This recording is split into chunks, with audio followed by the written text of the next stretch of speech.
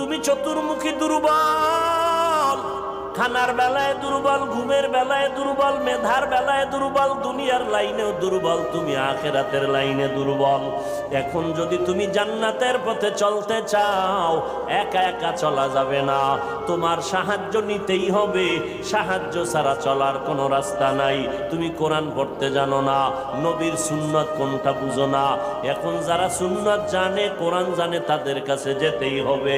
ওলামায়ে আহলে হকের পরামর্শ ছাড়া চলার উপায় নাই, সাহায্য ছাড়া চলা যাবে না।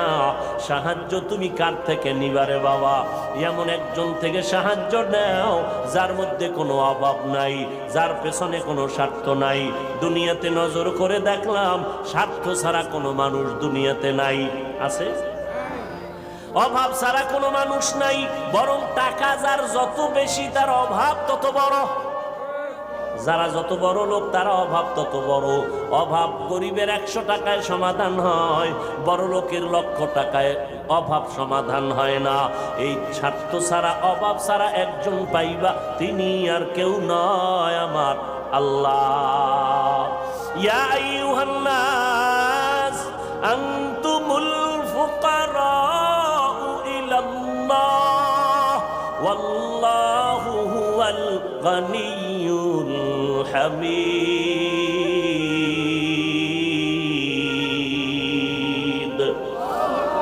गर तवक्कुल मी कुनी हर सुबह शाम, मेरा सनद रिज़्क़ तू अज़ला मकाम। বাহাদুরি করিও না রে বাবা, অন্যের সাহায্য ছাড়া চলা যাবে না।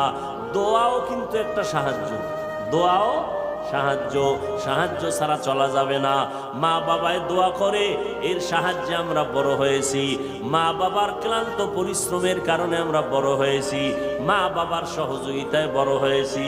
কিন্তু স্বার্থ ছাড়া জমিনের মধ্যে কোনো মানুষ নাই, অভাব ছাড়া কেউ নাই। যার কোনো অভাব নাই তিনি হলেন আমার আল্লাহ, যার কোনো স্বার্থ নাই তিনি আমার আল্লাহ। এরে বান্দা, নিজেরে বড় মনে করলে ধ্বংস অনিবার্য। আল্লাহর এক বান্দা বড় আবেদ, আমার নবী সাহাবায়ে কেরামদের ঘটনা শুনাইতেছেন।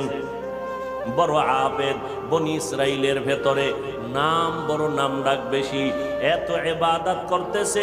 একদিন সিদ্ধান্ত নিয়ে নিল, ঘরের মধ্যে থাইকা ইবাদত একুরেট হয় না, মানুষের সাথে চলাফেরা, মানসিকতা নষ্ট হয়ে যায়। সিদ্ধান্ত নিয়া পাহাড়ের বিরকিতে কিনারায় চলে গেল। পাহাড়ের উপরে উঠা ছোট্ট একটা রুম বানাইয়া ওইখানে আল্লাহর বান্দা ইবাদত করে। পাহাড়ের চূড়ায় সাধারণ মানুষ সেখানে যায় না, মন মানসিকতা নষ্ট হয় না।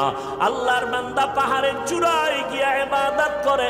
ঘরের ভেতরে মা বড় একা, আম্মাজান ঘরের মধ্যে বসে মোটামুটি জীবন যাপন করে। সন্তান আসে না, ইবাদতের মজা পাইয়া পাহাড়ের চূড়ায় উঠে ওখানে ইবাদত করে।